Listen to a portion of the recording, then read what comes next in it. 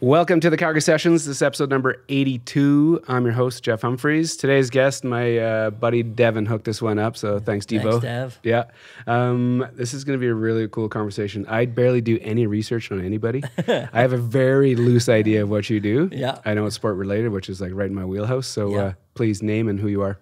Yeah, I am Russell Reimer. I'm the president of Manifesto Sport Management. We are an athlete agency that specializes in representation of athletes, brand building, and then I would say on the other side, really community building, social change through sport, and major event bids. So it's kind of a wide variety of things that really is reflective of the things that I love to do in my life and the philosophical guide that helps me stay motivated every day. When you launched it, Yes. we're going off program already. Did you have all those facets of the business? Did you know that you were going to touch on all of those, or over the years have you kind of morphed into like adding on the community side? Or Yeah, I mean, I think when you're developing a vision, I don't necessarily think of where I'm going. I don't think of a destination. Oh, if I could just do that. I learn in doing, and I have really deep-seated ideas. I grew up as a Mennonite, and your religion and your life are not separated. So you have a sense of what it is you purposefully believe or meaningfully believe you should be doing, and then from that, I had to build a business that aligned with my values and my vision. And I never really thought about where it was going. I only ever thought, how can I be a difference maker in Canadian sport? How can I use sport as a powerful tool to create social change? Things that I grew up thinking about, how can I use sport to engage consumers, to tell beautiful stories? And that led me into a career of, a lot of left turns and good times. And I'm here now with a very good understanding of what I'm currently doing. Mm-hmm. But I feel like a startup every day when I go to work. And I think very ambitiously and opportunistically about the future, but I don't know where it's going. This is going to be a fascinating conversation for me for a couple of reasons. A, because it's sport driven, which I love, and the other piece of this is the branding piece and the storytelling. Yeah. Because that's what I do for a living. Like I actually have I don't get paid for this nonsense. No, this is the side hustle. Yeah. So it'll be really. I can't wait to get into like how it all comes together for you, because it's. I will go as deep as you want awesome. to, Jeff. I'm gonna get my master's right here. Yes. So that's actually what my master's is in. No shit. Yeah, in smart marketing. No way. Yeah, communications and smart marketing. So I'm. If you want to get a master, I'm not going to teach you, but young Padawan. This will be awesome. Okay. So I don't know if you've seen any of these shows. I like the guests to kind of go back and just kind of go back to a point in time when they kind of start remembering things, who they were, where they grew up, how they grew up, what inspired them. And we'll kind of weave our path to kind of where we are today. So what I'd like to do is I just like to understand, learn about how it all started. So take it back. Yeah, I mean, I touched on it a little bit. When I was very young, I think you recognize if you're of a certain age. I'm a Gen X kid, and there was a time when there was no encumbrances. I mean, rebelliousness and being feral and just going after it every day was how you were. I mean, there was never a time that we weren't playing. There was never a time we weren't creative. There was never a time when we weren't taking ridiculous risk. Everything in my life, I think, from very early was sweetened by risk. I was crazy. I mean, to the point of just stupid. And I remember when I was really young, I had all of the grade 6 class on one end of the teeter-totter and me on the other, and all of them pushed down as hard as they could. And I went back thinking that I would land back on the teeter-totter, and then I got sent over a fence and landed on the hood of a Ford station wagon. And I was basically sitting there like on the top of this looking out and realizing that I'd put myself in this situation, and I loved it. I would have a story for life that I would never forget this moment of my first concussion. It was so beautiful. And so you realize along the way that there are these sort of concussion moments where you not only do you get a great story out of it, but you are forced to stop and think and conform to the pace of the concussion. And the only thing that I think has slowed me down is a couple of health concerns along the way where I've had to become reflective, and it's so hard to do that. And I've got ADHD, don't mind talking about it. And it, when you're on, you're on. Like, I mean, you can be ruthlessly on, but when you're off, the internal dialogue is you either can engage it and think you can get ahead of it, or you can try to put it away. And both options aren't super great. Mm-hmm. But going back to that young age, when you grow up Mennonite, a small town, and Miriam Toews is probably a good example of this. She's I think probably the most beautiful writer in Canada today. And Women Talking was just Sarah Polley just won an Academy Award for Best Original Screenplay.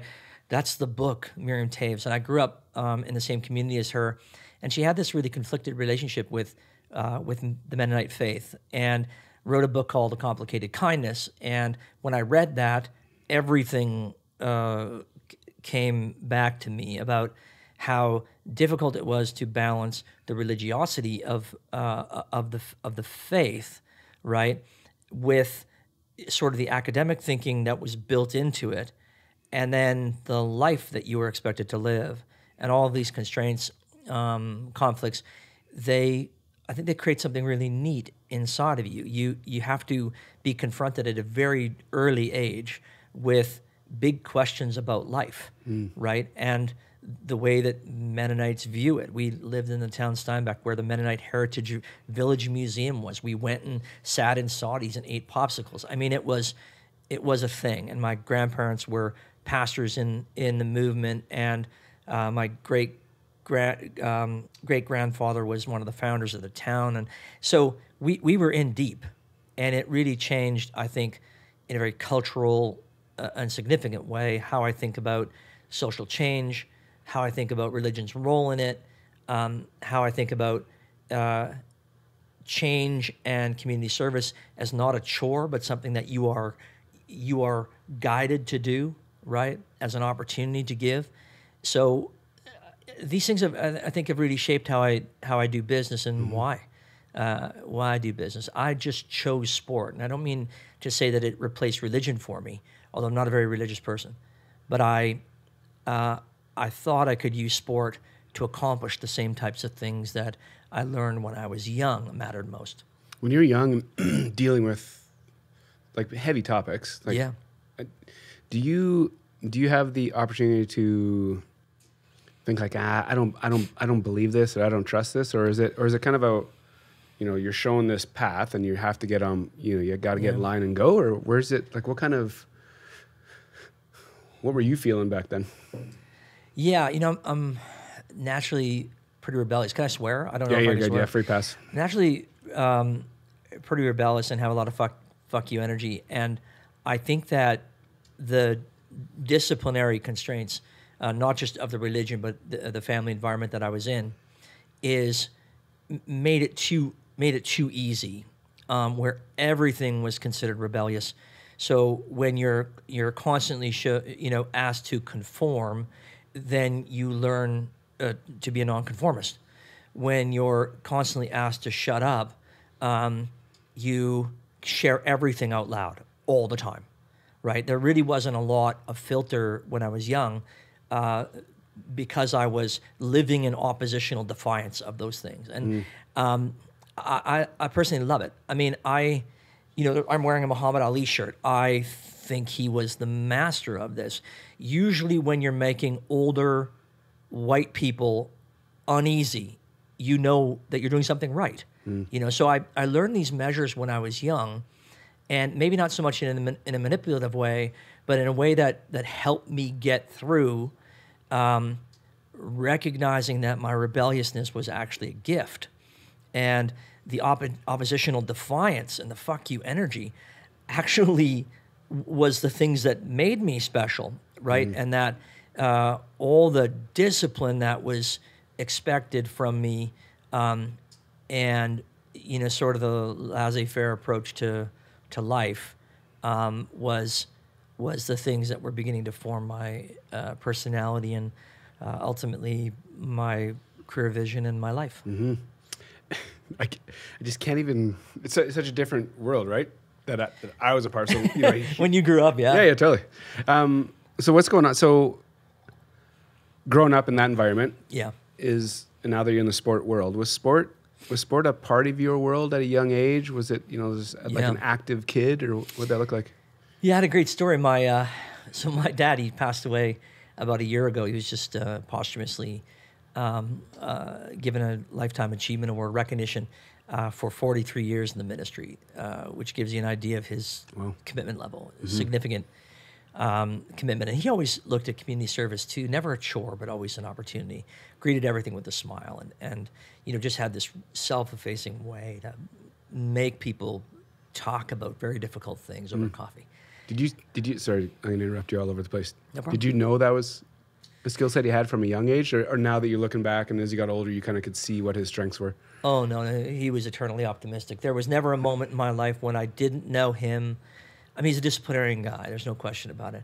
But when he flipped the switch, he was gravity. He was gravity. So that was beautiful. And I know the best parts of me are him. Take it or leave it. Yeah.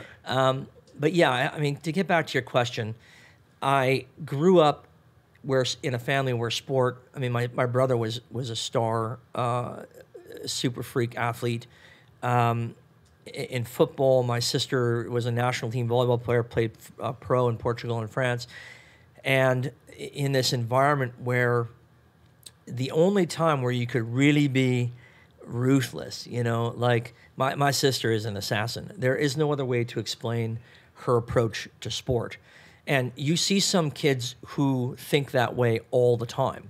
And I watch a lot of volleyball. I coached, and I had kids. We won provincials in U16s, and I had a kid on my team who was that guy. He was absolutely ruthless, and the way that he would not gently chastise his teammates. We had a thing on our team called energetic trust, and I learned that from when I was young, that you had to actually put energy into the process of building trust with your teammates. You had to know that ball is yours so that I can do my job.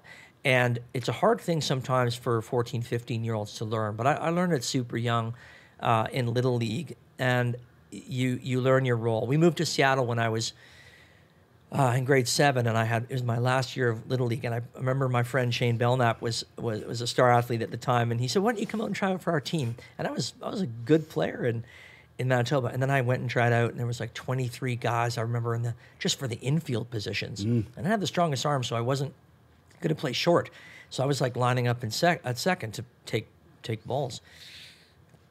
Dad asked me, "Hey, how'd it go, Russ?" And I was like, "Dad, I am not going to make this team." And he was like, "No, son, you are not." And I think I had that competitiveness, and there's no question that I had it. I just didn't have the athleticism like my sister or brother to make it real, right?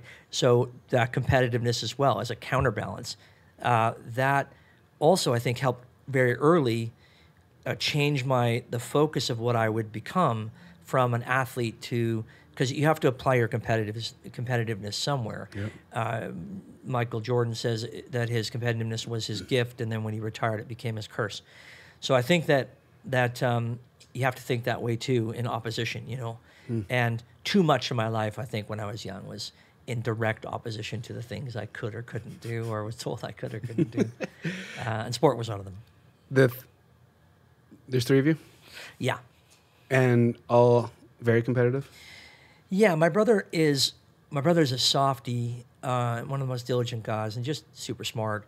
So it was an easy transition from him out of sport. And for my sister, I wouldn't say the transition has been as easy. Thankfully, she has sons who play volleyball, and she's been able to channel that appropriately. But it is hard. It is a difficult thing, I think. It's an entrepreneurial strength for sure, and grit and guts and all that shit that people talk about now. That's important, but it isn't when it's just in opposition to something, right? You have to think of these things as a gift, right? For sure. And a multiplier, not just something where you're always fighting, you know? What's the old, Buddhist phrase? By the time you're fighting, you've already lost, right? So... you said something earlier that was really, I find fascinating, the word assassin. You call your sister an assassin. She was, man. And you're like heavy in the sport world. You deal with some animals. Yes. How do you explain that assassin idea? Yeah. Like what's in them that gets them on that trajectory? It might be misguided. I don't know. I mean, that is not quite me. But when I watched her play, there's very few athletes that I know, very few people that I know that can access that part of them, and even maybe fewer that actually have it. So if you can find it because it's there, you cannot make it up. There is nowhere to go if that place doesn't exist already. So if you can find that and channel it, you can really be competitively special. There are a lot of people who are athletically special. This is a different source than athleticism. This is a different thing than, I played super hard. No, I didn't win, right? And outcome is all that matters. I don't even know. I have to ask her really directly if she enjoyed it, or the times when she didn't win, if she actually was still capable of having fun, and or the times that she won, could she embrace small victories, or was it just immediately to the critique of the 3-4 plays that didn't happen? And that's the downside risk of getting into that, what I think could be a pretty dark place in sport that you probably have seen in a few athletes. But again, it doesn't matter even if you're pro. There's might be a handful that I think of that can get there. It's that unique. Yeah. Take me back to Seattle. So you moved there, getting cut from ball teams. Yeah, getting cut from ball teams. Then where do you go? Well, Seattle was great because there's a massive cultural upheaval from Steinbach. So you're in a small Mennonite town. Like how small? At the time, 8,000. Okay. I lived on Reimer Avenue. 330 Reimer Avenue. Oh, shit. Our town was, there's only 5 names that populate about 90% of the phone book. For, Reimer, Friesen, Penner, Phrase. Basically, you have a cross-sectional variety of people who all know each other's parents. So it's a very generational town. Not a lot of people leave. It shaped Miriam Taves, as I said earlier, who's got to be one of the best writers in the country. And her dad was my grade 6 teacher, right? So I go to Seattle in grade 7, and it is completely different. Like, why? Like, it's, well, first of all, we were in a cul-de-sac, and our next door neighbors were gay. I'd never met gay people before. I didn't really have an understanding of what it was. They kindly took the time to talk to me about it and their relationship, and in a very non-sexual way. I was 13 years old, but I came to understand these things, and then I actually met people of different colors too. And it wasn't just a bunch of white kids that were mostly Mennonite, where there's a lot of insular religious thinking. It was the best of a lot of things. I'm not going to say it was super multicultural. I still went to a colonial Christian school, which is actually the name of the school. But it was eye-opening. It was the world outside. And from someone like you, yes, who's like you weren't afraid to go like push against the grain. Oh yeah, that was the funnest time of my life, man. Because I'm sure there's more opportunities, or like the runway is even longer to.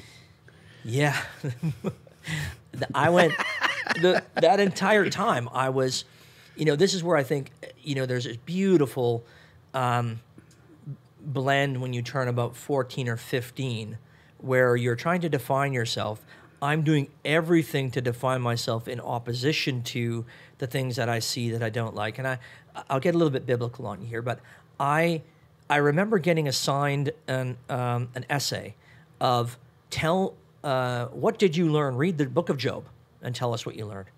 And so I went deep. I mean, I went like discipleship deep into this book. And I was 13, maybe I just turned 14 at the time. And I came out recognizing just how genocidal God was. And at a very early age, that the psychopathy of the God of the Old Testament was absolutely crazy. Think of this. This is like a trading Gretzky moment, okay? Job is literally the number one guy, has all the faith in God, has a beautiful family, all of this land, all of these cows and sheep, and he's been prosperous, presumably because he's been blessed by God. Then God makes a deal with Satan, and it's literally like Peter Pocklington selling Gretzky. This is like the number one guy. And God just says to Satan kind of tricks God a little bit and says, hey, my servant Job, I've counted him among the most righteous. And Satan says, want to bet? God, and he catches God, right? And God says, okay, I bet you that you can do anything to Job and he will not curse me. And he gives him permission to kill everything that Job owns. Not to take it away from him, not to magically disappear it, to slaughter it. So I'm starting to read this, and I'm thinking, I mean, this is I think different than what they wanted me to come out with, because the book of Job, if you don't read it, the story you learn in Bible class is Job had everything taken away from him, but he never cursed God, and God blessed him. Okay, that's a nice little bow. But again, Gretzky got traded. I mean, this is your best guy. This is your number one guy. Mm-hmm. And you made a bet with Satan about him. So when I began to really understand the root of rebelliousness, and that may actually even be biblical, it led me into this thinking and discussion about how rebellious Christ was. And that's when I first began to think during those maybe grade 8 and 9 about how differently the Bible could look if you took a lens that God was not good. Mm-hmm. And that maybe all of my oppositional defiance had meaning and purpose and wasn't just wrong, right? It wasn't something that was going to send me to hell as a possible outcome. And religion's power is the downside risk, right? And I believed at that time, after submitting that essay, that I was unshackled. I really embraced my rebelliousness, and my need to fuck shit up. And I started thinking of it more positively as something that wasn't just in opposition to a disciplinary dad and a church environment that was very structured. I decided it was me, very positively and not negatively. Long Bible story there, but that is a very, very real and fluid moment in absolute 180 change in my life. Is that before Seattle or? During. In Seattle? Yeah, while I was there.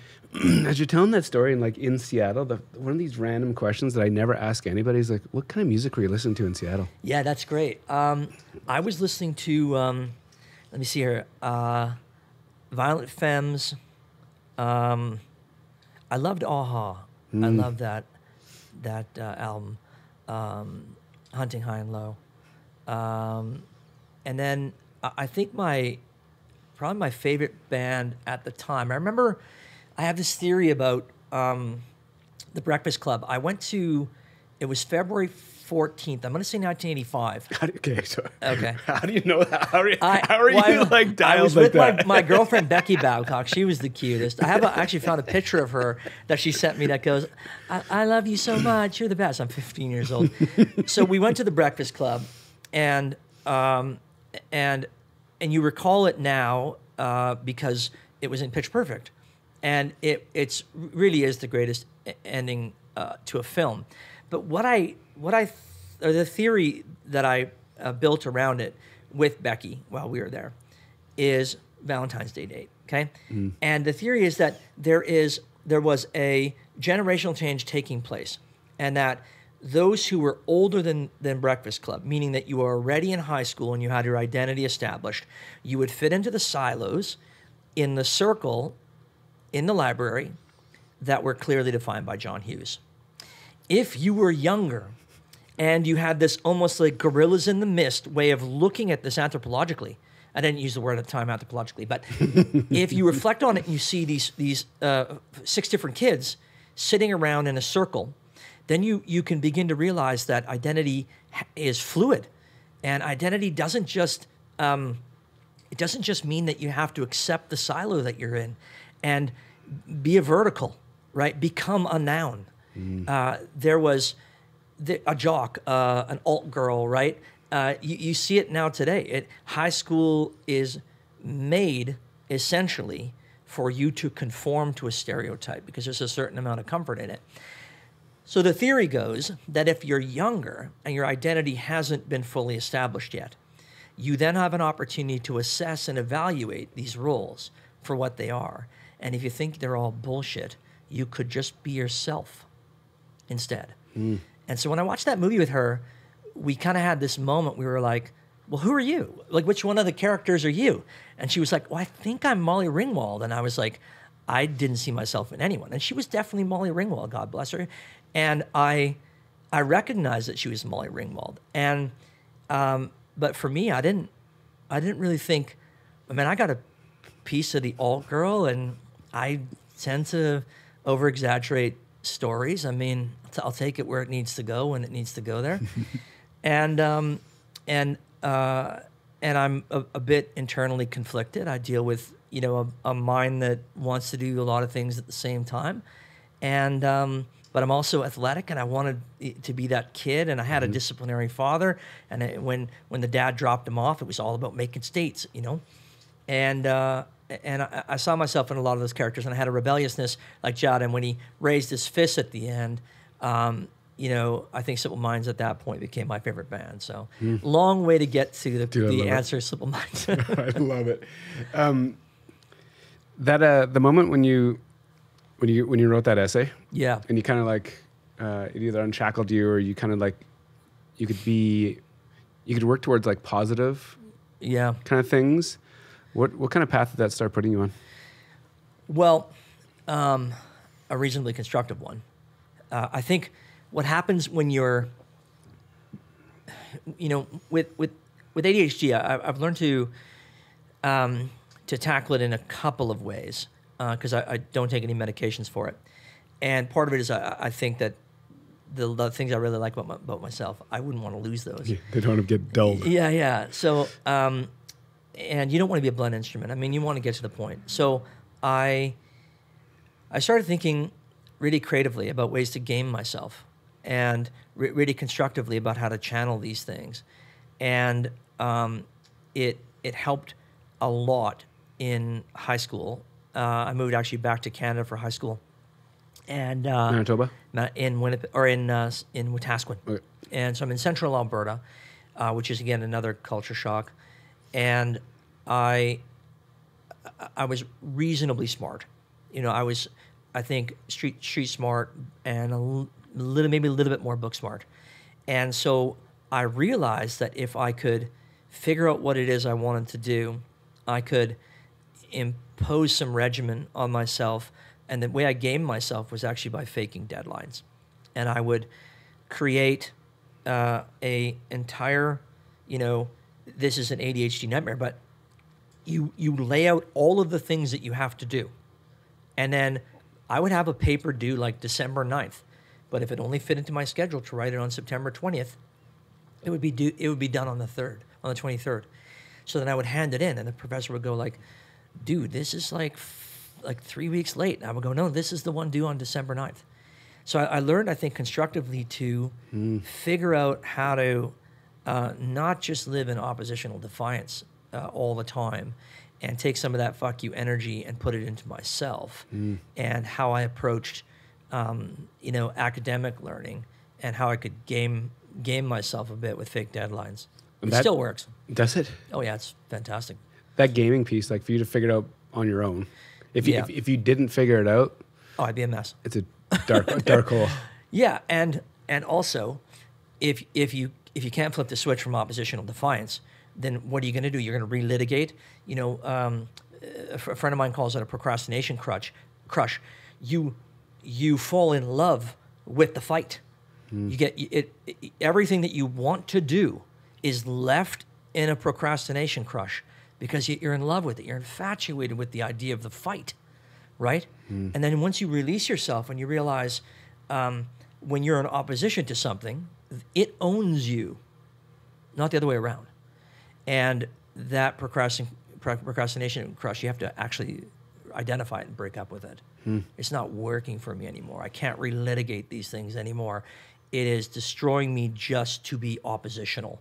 And that's a lot of what I see in Muhammad Ali, and why, reading Ali Rap, which is this incredible, the street poetry of Muhammad Ali, and the conscientious objection to the Vietnam War. And you see conscientious objection is a very thoughtful, truthful, and meaningful understanding of what you are standing in opposition to, right? That's a very constructive place to be.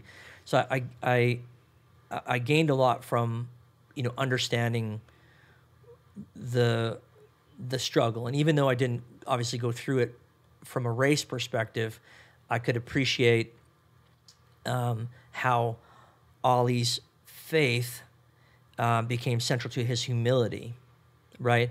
And it was never really braggadocious.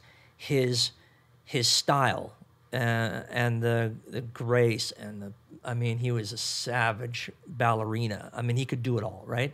And those began to be the things that I aspired toward instead of from. To come up with these thoughts. Yeah. There's no like blueprint for this.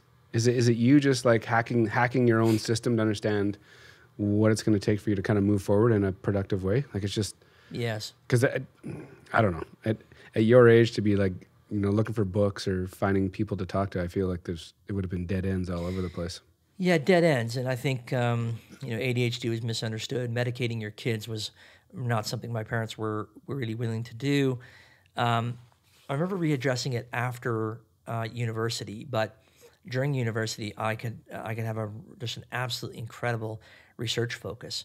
And I remember writing a paper on Exodus 32, 1-14. Like literally the most obscure passage. The paper was called, Where'd you go to university? Sorry. I went undergrad at University of Winnipeg. Okay, so sorry, Wetaskiwin, you finished high school, then you go to Winnipeg? Yeah, I go to Winnipeg. I was trying to make the volleyball team at University of Winnipeg. They were the #1 team in the country. My sister went there on full ride.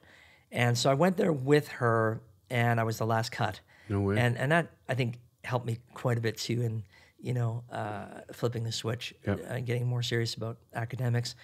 I write this obscure paper, and it's called... What program are you in, sorry? I'm in poli-sci, but I took a religious class because I knew the Bible really well. Okay. I thought, I got to put this to use, man. I got probably 4.0 this mother. I got some stuff to write. That's what I told my volleyball coach. He was like, okay, Russell, it's Friday morning, last trial practice was the night before. He goes, what are you going to bring this team? And I was like, that moment when we're in a 13-13 game to win CIS championships, I'm going to be the guy who makes the dig, and we will win. And then I said, and I'll bring you a 4.0 as well. I'll be an academic All-Canadian. So that didn't make the team. Dude, that's a good best sales damn pitch, though, answer right? I've ever record provided on the spot. That's podcast worthy shit right there. So I wrote this paper, obscure title, called iconoclasm and apostasy in ancient Jewish art. What the fuck? I mean, just absolutely ridiculous. And I went so deep on it that it was like that, understanding the bet that God made with Job. And the amount of research that I did for a, 8 to 10 page paper was like doctoral dissertation stuff. Like devastating. Like you were just. I went in. I went in, and I got a good grade on it, but it didn't really matter to me. And then I knew I had the template, to go back to the idea of how did you game yourself, and I got competitive with the academics. No way. And then I faked deadlines. So that combination of this problem or this question will not beat me. And I'm not just going to find an answer to it. I'm going to find an answer that requires me to advance a conversation that academics are having. And that was just absolutely uplifting. And then crush it all the way through? And then just crush it. Like, I crushed undergrad and my master's. What? Your master's in? Yeah, I took a master's in communications. I went to U of C, and they just let me. My my thesis advisor, Bart Beauty, by the way, you should have him on the podcast. Talk comics. If you want to talk comics, talk Bart Beauty. Not that smart. So Bart said to me, I said, you know what, Bart, I'm not getting enough out of this. I need to create a research vertical for myself. Sorry, when you say that to a prof, do they understand where you're coming from, and do they understand the level you're able to play at? Yeah, he did. And he would say, I never worried about you. I would come in, everyone would come in, and they would be like, you have 3 theses check-ins, okay? And you got this big master's project you got to do. It's going to be 100-something pages. And usually people would come in, and it would be just before Thanksgiving, and they'd be like, oh, I haven't even started on it. Man, I had the entire framework. I had written the introduction. I had come up with a thesis that advanced the idea of, passive activity, how sporting events almost paralyze us democratically because we feel that we've engaged in something that is patriotic, and then don't apply that forward to actual democracy. And that this was really in America the thing that was happening, and that even today, 15 years later, is what is happening, right? Are you not entertained? And it's, as you watch their democracy crumble, you realize that many of them only engage in very simplistic ideas of patriotism, freedom. The number of times I've heard the word freedom, slippery slope, or both sides. Man, if I hear any of those fucking words again, if you're arguing with me and I hear freedom, slippery slope, or both sides, I walk away. I take my brass cup and I walk away. Don't have a minute for it. So please don't. Where were we? At university. Asking that. Bart Beatty. Yeah. So he just said, okay, you got this. Just have your fun. So, sorry. What does that actually look like? Like when you're like all in like that at these wildly deep levels, what does your like week look like? Are you able to? Yeah, I was working full time at the time as well. So just like burning, no sleep, like just. No, I would coax myself into flow, and I've read a lot of Stephen Kotler lately. I don't know if you've read the book West of Jesus. No. It's the opening salvo by Stephen Kotler, who has now become the worldwide authority on flow state. And I was snowboarding a lot back then, and I remember coming home, and I would basically be in my first layer, and then I would be like, I had been thinking all day because I was just riding a snowboard. The internal dialogue stopped for a few minutes, and then hours, and then almost an entire day, where I didn't think about anything, and there's certain magic or meditative magic in that. And you're like, man, this is all it takes, right? This is all it takes is some physical activity, a snowboard on snow, and you can get there. So I would take all of that and put it into the work, you know, because when you have that level of clarity and you haven't fought and you haven't had an internal struggle, and I do call it the beautiful struggle. I have absolutely no regrets about where I'm at with it. But when that beautiful struggle gives you a break for a moment, right? You can see things very clearly. And I would write pages while riding and just be focused on it. When I get home, I would write it faster than I could type. Just comes out, yeah. So, and I mean, 10, 15 pages at a time. Yep. Yeah. So no concerns about it. But it's, again, you have to game yourself. You have to game yourself. False deadlines, snowboarding, you know, flow state. I think you learn those things, and they're tools, they're really good tools. Was the snowboarding your athletic outlet? Was it the one sport that you could kind of in your mind and kind of... I had a lot of friends that were really good. Oh, I represent snowboarders today. Well, I know. That sounds like this is interesting. I'm not that guy. I wasn't, you know, like a pro snowboarder, but I did have, I think what it did was it satisfied the level of risk and flow, that's certain. And I think, you know, a balanced life is risk and flow, right? Everything in life is sweetened by risk, and everything in life is stayed by flow, right? And if you can, even if you wildly swing from one to the other, if you can kind of find equal parts, you can live a really, really good and productive life. That thought process about finding equal parts. Yeah. When did you figure that out? My dad always used to say when I was young, I talked all the time. So my dad would say, you can be a talker, but equal parts action. And there's this deeply rooted idea, again, we talked about community service, and you know that community service is never a chore. So if you were going to talk and you were going to put yourself out there, you also had to back it up with equal parts action. So that's something I've kept with me, I think, for my whole life, because it ties in 3 words, my religious past to my creative present. What happens after University of Calgary? You get your master's, then where are you off to? Finished. Oh my God! It took wait. me 7 years. It took me 7 years. I was 7 so years? slow. Well, I was working full time, so I just took one class Where a were you year. working? I started my first company, Agenda Sport Marketing, at the time. So I was basically in startup mode. So you had a degree, start your own business, and then jumped into your master's. Jumped into my master's. I wanted to get it all done before I had a kid, and literally 1 month after I graduated, my son was born. Amazing. So, the name of the company was, Agenda? That was Agenda at the time, and my company now is Manifesto Sport Management. And Agenda, what was the vision that you, like, did you, like, to know that right away? Like, you're in university and you're like, this is what I want to do? Yeah. You know, here's how I think about it. Much in the same way that you're not trying to find where it is you're going. You know, I think a brand is fundamentally and philosophically created, especially during startup mode, by thinking opportunistically. If you create a straight path to this mythical idea that you're going to become something, again, you're becoming a noun. And there's that great quote by Oscar Wilde: if you want to become that, that's your prison.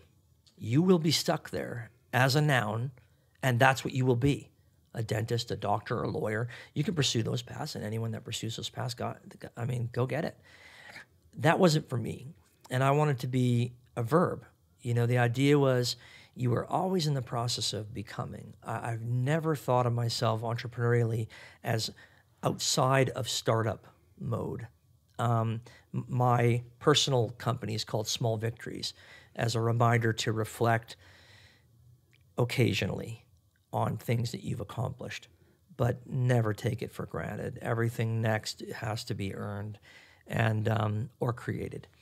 And I think that was the entrepreneurial journey. I didn't get there as much with Agenda, but I really hit it with Manifesto. So Agenda, did you know that you weren't wired to work for somebody, or was it you just had these ideas that you just needed to scratch an itch? Well, this goes back to the oppositional defiance part. You can you could do one of two things if you're working for someone, especially if you don't really like, admire, or believe that this person professionally, or these people professionally, you should be working for. So you can do one of two things. You can complain and be oppositional, or you can get the fuck out and you can build something for yourself without compromise. So that's what I did. And so when you started, what was your what were you doing? What was the drive behind that idea? Well, the drive initially was to be a difference maker in Canadian sport. I had spent 2 Olympics as a producer for NBC. At the time, the other sport that I played quite competitively was beach volleyball, and I'm a small guy, so you have to, learn to earn, is the way I put it. Mm-hmm. You had to basically dissect where every point was going to come from, because you didn't have the physical gifts of most of the guys you played against. And I'm 5'6", there was no one under 6 feet that played on the tour. So every play was all out all the time, learn to earn. So every practice you had to pick on yourself and all these things, right? So when you apply that forward, you gain some valuable lessons about learn to earn, right? Where's your actual money going to come from? What are you going to do as an entrepreneur that's also going to help you build a profitable business? Because you can't do the things that you want to unless you figure out how to make it pay, right? It don't mean a thing if you can't make it sing. So I chose to take the leap, the really big leap, and do it when I was young. And it came from a really simple idea. I think I was in Sydney 2000, and I got this job back to beach volleyball because I was a writer for beach volleyball, and I had a certain voice and tone because I played the sport. I didn't cover it, so I got to know the guys, the girls that played, and ended up writing for a website at the time called planetvolleyball.com. And then I met this guy at 1997 World Championships. Are you traveling around at this point? Are you like bumping around to different events, or are you kind of? I'm playing during the summers, and it was kind of my main thing. And I love how you just slide this in. I'm like, now my head's like, fuck, we need to talk about that. Yeah, beach volleyball. But this is what opened up the door professionally for me. 1997, Tom Fuhrer. I meet him at the World Championships of beach volleyball, and I'm asking questions in a media scrum with Karch Cry, okay? Best another Wayne Gretzky reference there, Karch Cry. So we're asking questions, and then Tom hears me ask a question, and he comes up to me after, and he goes, "I'm building a team for Sydney 2000, and what do you think about being a producer? Would you want to be a producer?" And I was like, "Beautiful," and so I got to cover beach volleyball for the Olympic Games. Awesome. And, I learned, a lot of people hate the way NBC covers the Olympics. I absolutely love it. And the thing you learn coming out of the games with NBC, or going into the games, in this highly competitive environment where every morning you'd have an editorial meeting and everyone wants a Costas moment. Everyone wants that lead Costas story. Right? Who's going to get it? There's 17 producers around the table. Only one of you is going to get the lead. So you had this incredible competitiveness and an environment that was built to squeeze the lemon of creativity as hard as it could be squeezed to create all of these beautiful stories and bring them to life for an audience that didn't care so much about the sports as they did the drama. And if you could deliver the soap operatic stuff really well, you were winning. So I came up with this phrase at the time: Olympians and their stories are the currency of the Olympic movement. And that became the guiding principle of Manifesto. Amazing. And that's pretty much what we do. And what's funny is people have literally opened their presentations with that. And I've been sitting in a room Come on. with them doing a presentation, and then they'll do a quote, and then they'll attribute it to, I don't know, like Aristotle or something. And I'm like, yeah, that was me. That was me. And it's always unattributed. But I've actually think of it as a real honor. It shaped a lot of how people look at the Olympic movement in our country, and that was from Sydney 2000. I got to also got another really good contract going into Salt Lake 2002, and was a part of some incredible moments there with NBC. And after that, began to think really carefully about and clearly about how does this idea of athletes and their stories are the currency of the Olympic movement. And then 1 year later, we won the Olympic Games in July 2003. Crazy. And I knew there was a business here. And that if I could learn to commercialize storytelling, and this was, remember, 2003. There wasn't a lot of people running around going full Simon Sinek on it and going, storytelling, blah, blah, blah. If I had known at the time that was going to be the explosive idea in marketing over the next decade, I probably wouldn't have done any of this and just wrote a really good book. And but I chose to apply that storytelling approach forward and add some soul to the Olympics, and I believe that's what I did going into Vancouver 2010. That's an amazing way to put it. Add some soul into the Olympics. When you said that some people didn't like what NBC did, and some people, what was it? Some people didn't like the stories, like the kind of the drama behind the scene stuff. They just want to see like the athletes perform. I think they want to. I think it's mostly the really exclusive idea of American exceptionalism. There is no country other than America. Everyone else is fodder to lose to Americans, and that sells. I mean, that sells. That and kiss and cry in figure skating. I mean, at the Salt Lake Olympics, I was a small part of what was an earth-shattering story at the time, and I really mean that. It was like the #1 story in the entire world. We had web polls, which again in 2002 was not a thing. So we had this web poll after Soleil Pelche finished second to the Russians, and we had a small group. It was Tom Fuhr, myself, Dick Ebersol, I mean the greatest sport mind in the history of television, and Dick Ebersol, and one other person I'm forgetting now. David Wolochinsky. David Wolochinsky wrote the Bible on the Olympics, and he is the #1 researcher in the world, NBC's chief of research. So we're all sitting there. Sam Silverstein was the other guy, producer for figure skating. So we're all sitting there, and we're like, how are we going to we invested so much money and so much time, so much resource in making Soleil and Pelche honorary Americans. They were, of course, Canadians. And early in the Olympic Games, I identified that there could be problems with European block judging. At the time, the story that we chose to go with was, is it going to be love story or is it going to be orchid? Which one would they do when it mattered most? And I was like, there's a bigger story here. Everybody at the producer's table called me a homer. I was called Canada. The people who didn't know me, I would walk down the hallway of the IBC. Hey, Canada. No way. And it was just so derogatory, right? Yeah. And they thought I was a total homer. But that night, there was a taxi cab confessional by the French judge where she told the taxi driver that she had fixed it for the Russians. So, armed with this information, we put up a web poll.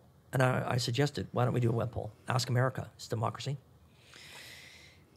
It's like 97%. There's like 4 million. Bob Costas does the lead on the taxi cab confessional, the French judge. She's currently in a holdup, basically, that the Russians can't get to her because,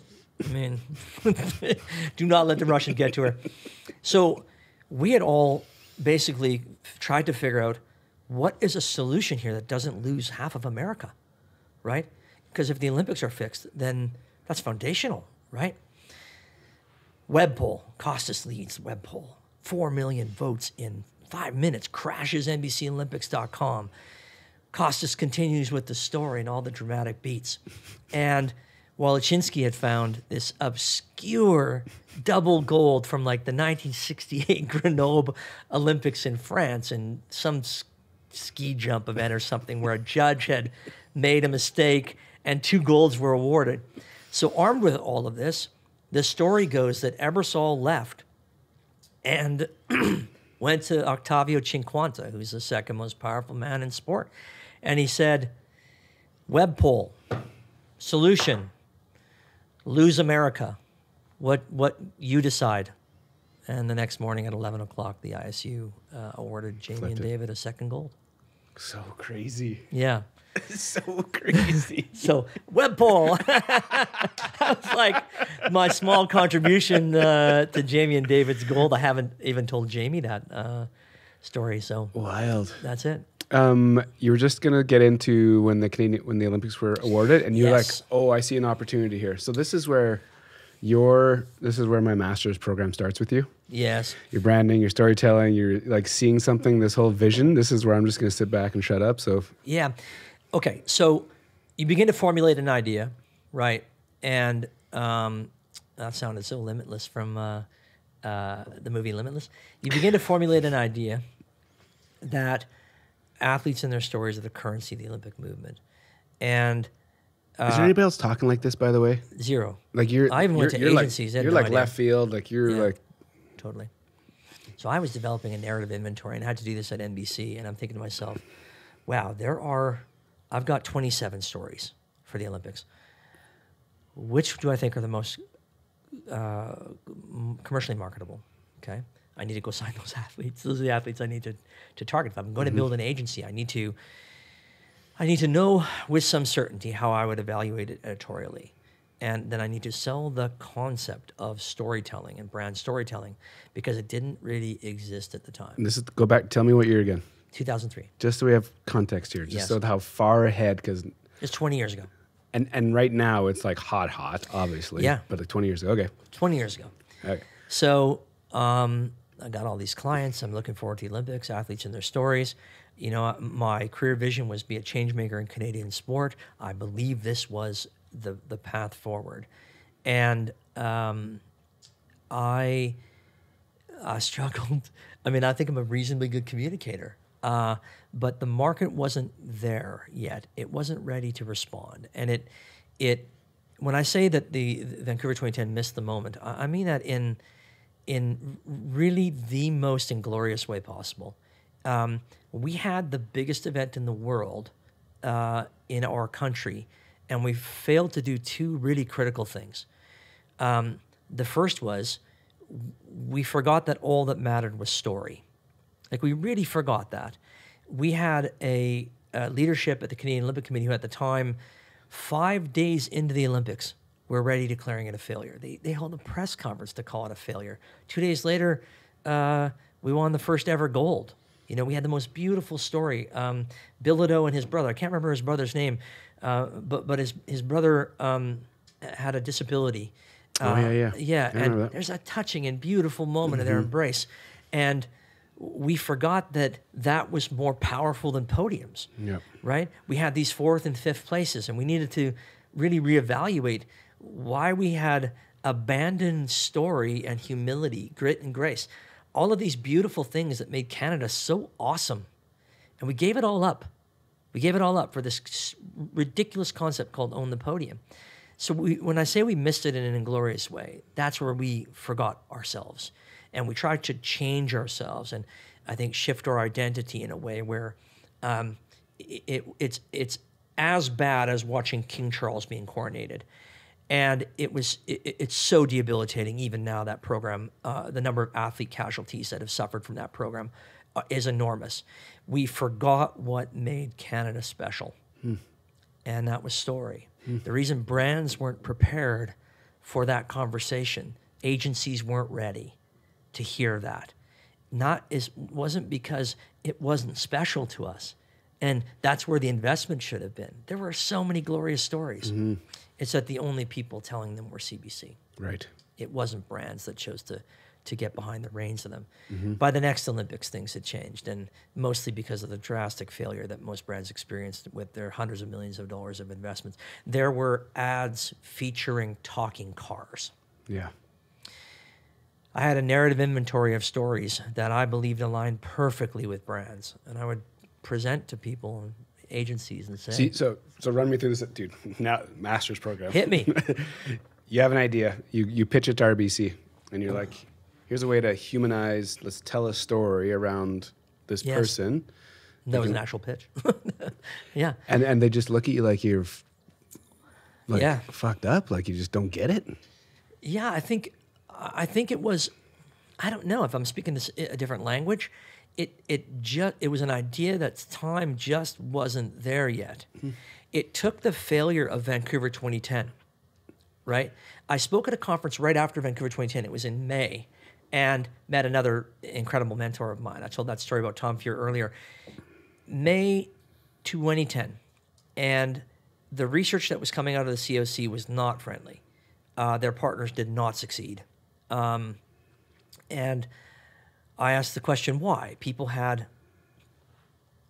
conclusions, and part of it was theater, because your research can't undermine your investment. You know what I mean? You just paid $100 million for the rights. So you couldn't have gone all wrong. But I knew that they did. Because I'd been on the pitch path for 2.5 years, selling the same concept to people who were unwilling to listen. And it would have changed fundamentally how a lot of brands, I think, approach the games, and would have helped a lot of brands win. It would have also done Canada the service of saying and promoting athletes. When you watch it now, it's completely integrated. Yeah. I mean, there's no separation. Yeah. That concept of narrative inventory and brand alignment was first introduced to the Canadian market by me, and I can say that with 100% certainty. So I'm speaking at this conference, and it's at the Rogers Center, so Rogers Sport Marketing Conference or whatever, and I ask everybody what their favorite moment of the games was. And 150, 200 people, they're all answering Crosby's goal, Bilodeau's brother, Joanie Rochette's skate for her mom, Charles Hamelin's 2 golds in 30 minutes, and beating America in the gold medal game of hockey, And I was like, all of those involve one thing: athletes and their stories. Fuck. Why did we miss what every single person was going to pull out of a moment? Sidney Crosby, Joanie Rochette, Charles Hamelin, Alex Bilodeau.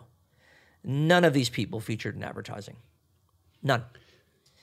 So tell me again why we failed. And put away the research and just tell me again why we failed. And I mean commercially. The other part is we failed as a country and a national identity when we should have doubled down on all the things that already made us great, right? Grit, grace, humility, understanding the value of fourth place. And we didn't. We didn't do it. We also didn't create a lasting legacy of participation, which I think is still a tragedy today. So commercially, people began, I think, to understand, but only because of the failure. And it took that massive failure to create upheaval. The person I met who spoke right after me was Chris Overholt. He had just become the CMO, and then shortly after, the CEO of the Canadian Olympic Committee. And we went to work. We went to work. We had one of the most difficult conversations I've ever had with an authority figure in my life. I knew at the time that I had 2 choices. I could either be oppositionally defiant and stay within the problem, or I could get outside of the problem, not relitigate all the bullshit of the past, tell him very candidly what needed to happen, and if he was receptive to it, we could do something remarkable. And he said, yes, let's get it. Amazing. His promise to me, I'll tell you, I've never heard these words before. Probably never again. This is a good one. We created 4 pillars, boiled down to one idea: athlete-centered, marketing-driven. The entire organization was going to remodel itself as a franchise where athletes became the heart and soul. That simple idea, right? Athletes and their stories are the currency of the Olympic movement. That would be front and center, the philosophical guide. So he says to me, okay, agreed on all this. If I don't deliver for you, you can cut me off forever. And I was like, that's a promise. That's a promise. Let's go get it. So that's the first time that I felt from a person of at least title authority. He's never really thought of himself that way as an authority over me, but he's a very, very powerful guy within the Olympic movement, and his work that I was really proud to instigate some of it and to help guide. That's some of the most meaningful stuff I've ever done. So spectacular. I don't even know where we were. That's just where we went. We're just in great places. Okay, good. Your drive or your pull to storytelling, and yes, it's kind of talked about now. I still think it's kind of quiet. Not everyone really is talking about the right way. It's definitely it's in conversations now. Yeah. Where did that combining story and brand that actually like translates into money? Like making it commercially viable. This is all these are early ideas. What drove you down based on I listened to your entire background. Yeah. And then here we are, you're like, you put those three things together. Yes. And I was like, where does this come from? Yeah, that was in 2003 or 4, somewhere in there. But all your experiences led you to that kind of thought process to kind of build something out? Yeah. It's not much harder than yes. And I don't think storytelling in 2003 seems like such an obscure. Yeah. And I'm not just reflexively calling it that. I was pitching that in the market actively every day. It was even philosophically my approach with athletes. I would say this. I would encourage them to go to talk to their agents and see how different I was. Because the conversation I had with athletes was remarkably different, I think, than everybody else, who just saw them as commercial patches and headgear. And I didn't look at it that way at all. I said, there's real currency in what you do. So let's build that story out. Let's editorialize where you want to go and who you are and why you do it. And then let's create some gravity around you. And then I would just sell brand alignment. At least that was the concept. Now, we do it all the time very successfully. Do you think social media, as the platforms got a little more robust and everyone became their own mini media companies, and we weren't relying on the traditional media like TV, radio, and print to actually generate ad revenue? Yeah. When social media became a thing, became a platform, you could build an audience. Yeah. Did things start to change in the storytelling world for you? Okay, well, 2 answers. No. Early fragmentation was very difficult. Early adoption, especially for people who religiously watch the Olympics, which are about 20 years older than the people competing in them, did not actually connect people personally to audiences and consumers who were actually buying things. Early social media also did not do the work of dimensionalizing athletes. It just showed people who you are and what you did. So it wasn't really built on the idea of story. Yeah. Narrative pillars, I think, for athletes, I would call it narrative inventory early. I think most social media agencies now call it narrative pillars. This is, again, 20 years ago, so I didn't make up the term narrative pillars. I called it narrative inventory. I did this athlete discovery with people, and I said, okay, here are the things that really sing for me. Okay, you have this beautiful concept that you need to explore called, that we called shame as a shadow. This is before Brené Brown. Shame as a shadow. You have another one called beer league yoga, right? And you have another one called Does Anyone Here Like Beer? I think you can probably guess that's John Montgomery.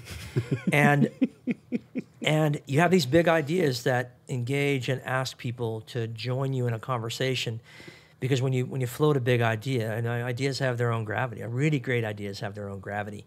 People want to be a part of them. That stuff was missing early. That continuity. It was just about you and who you were. It also, on the no part, fragmentation was the big one. On the no part, convincing CBC to really, really properly resource and go in deep was not quite as hard as convincing brands, but pretty damn close.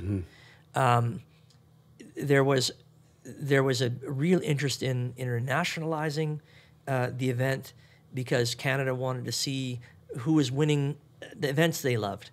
And there wasn't necessarily a team where winning happened all the time. Although in Torino 2006, we won 24 medals, and Vancouver 2010, we won 26. There hasn't actually been much of a change since Torino 2006. But look at all this gold that was like right here in Canada. All these kids that were just incredible. And world changers. and the brightest talents in the world, and we were missing the point, which was athletes and their stories are the currency of the games. So we did a project called Athlete's Voice with CBC and the Canadian Olympic Committee, and I think for the first time we really broke through on two things: that the Canadian Olympic Committee was going to come over the top with its partners to encourage storytelling as a way of brand integration, with the weight of the COC. That became commonplace, and I mean, I think I envision Chris sitting across, Overholt sitting across this, just like you and I are sitting, and saying to CEOs of companies, get athletes and their stories involved. You're not going to win. If we learned anything from Vancouver 2010, you can't have talking cars in your ads. Yep. The only things that connect to consumers, and he was there that day, he spoke right after me, Crosby's goal, Joanne Rochette's mom, Charles Hamlin's double gold, Bilodeau's, Yep. Maël Ricker's home gold. I mean, these were the things that resonated, and brands were missing the direct link to consumers. Athletes and their stories are the currency of the games. So that little nugget, I think, helped change a lot of how business is done today, and it also laid the foundation for what is now a very successful company in Manifesto. Amazing. Yeah. When did it switch to Manifesto? Manifesto is 11 years old. Okay. Yeah. So just around the time that Chris Overholt and I really became very close friends, just before London 2012, and we had some fun. Dude, I'm floored right now. I'm just like, holy shit. Yeah, Like, it's a long way from a Mennonite town in southern Manitoba, but it's been a fun journey. Could you have seen it? Could you have seen, the athletes you're working with now, the impact you're having on Canadian sport? Like, could you have ever dreamt it or?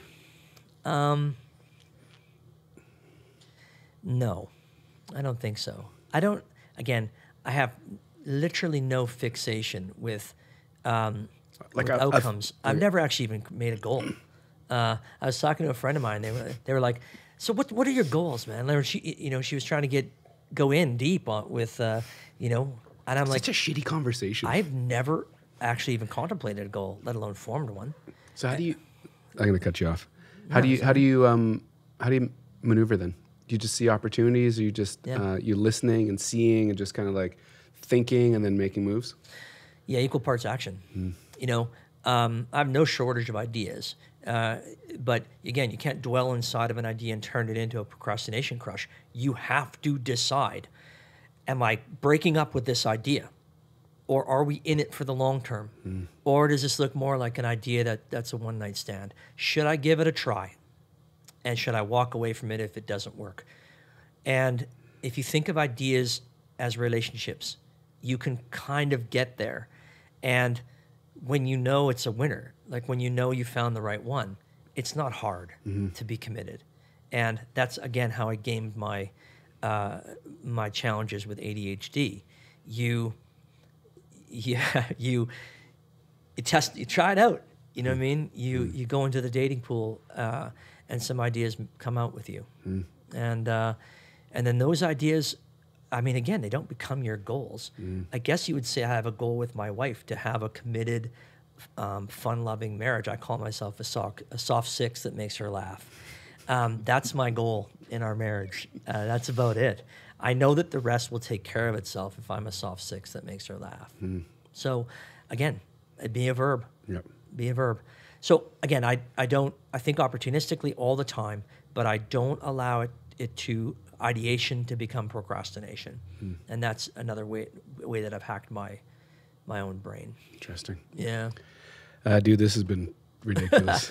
It's a lot, man. It's a lot. But I know. Really cool though. Like, just to hear obviously for the first time and not having any context for where this is going to go. It's just like, whoa, my head. Like, we could talk for a long time, but okay, there's time. I end the show with one question. Hit me. When I say Calgary, where's your head go? Okay. Here's where my I want to give it to you in three ways. Okay. I want to give you head, I don't want to give you. I want to give you the head answer. I want to give you heart, and then I want to give you brain. Okay. So my head says, I asked the big question: can our future keep pace with our past? And I mean that in a pejorative way. I mean that when I was in Calgary 2026 and working on that project for like 3.5 years as a senior advisor, it was a culmination of so many things that I worked toward in my life. And I think that when Calgary said no, they lost a little bit of, of their soul. They definitely lost bravado and some of the, the lesser, I think, lesser valued characteristics. We were in a very bad place as a city and as a province, and I know that for certain because I was one of the people who had to go out and present the business and community case for the games, and I got beat up, and almost every time I went out, 10 times, get beat up, with the exception of Siksika Nation, which was one of the best nights of my life. Those kids were absolutely on fire for this project. So where does my head go? My head goes to a place where I don't actually believe Calgary knows what it's going to become, and not in a good way. I think a lot of people probably say, beautiful Riverside City, cost of living. I don't know how they answer that question. I answer the question with a question, and I'd like to find out. I'm going to live here. I hope I can contribute as a community builder to creating something better. But I don't know. I don't know, except for an open-ended question. The heart one, I would say, is I very much love this city. I mean, I think it doesn't grow on you; it grows into you. You when you say you're a Calgarian, it actually means something. I want to be a contributor that helps define it, and be a city builder. I mean, this is why I worked for over 2 years on the X Games bid that was ultimately a casualty of COVID. But I really believe at a heart level that there is something more here, and it's inside of us. I learned some beautiful words from my good friend Jim Button, before he passed away, and he never set out to be a community builder, right? He just gave. That's it. And then that giving became contagious, right? And he didn't set out to create a bunch of community building disciples. Great ideas have their own gravity. He just cared a lot about what the city was going to become. And he wanted to put it into a trajectory that would prepare it for a really beautiful future. And from a heart perspective, that's the stuff I really hold on to. Well, my head has some internal dialogue, some irrationality, and then maybe an answer in between the two is the truth for me. And then entrepreneurially, I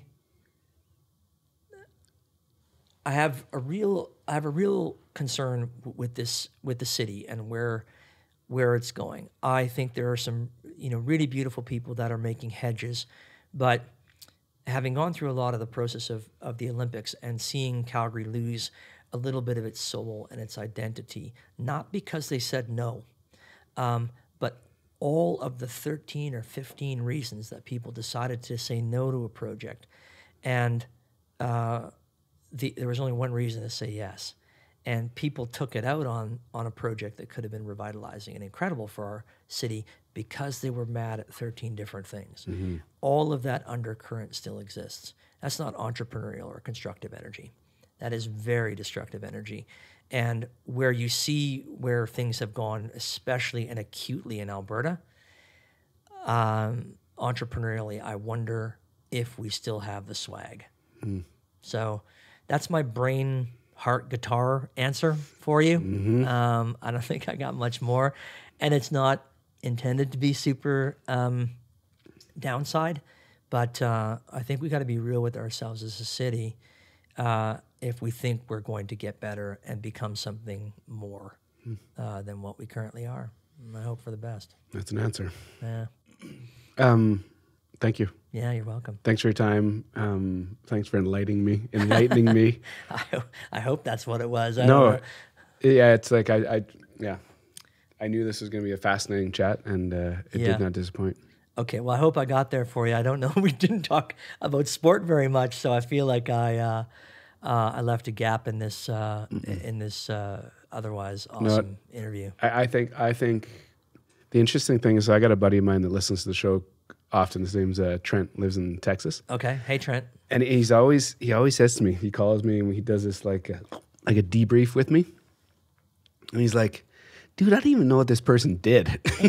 And so that's the twist on this. You know, it's an interesting, again, before we got on camera and you get interviewed and there's like, tell me like what you've been doing the last, and all these awards and all these things. Yeah. But this is an interesting environment because it's like this journey story. Yeah. And just because of what you're heavily involved in on the sports side, it's just a piece of your life. And I think, well, and honestly, I've never been able to share. I mean, I share these stories, I think, anecdotally with people when they ask, or when I get these random story triggers in my brain. But I don't. I haven't had a conversation this deeply.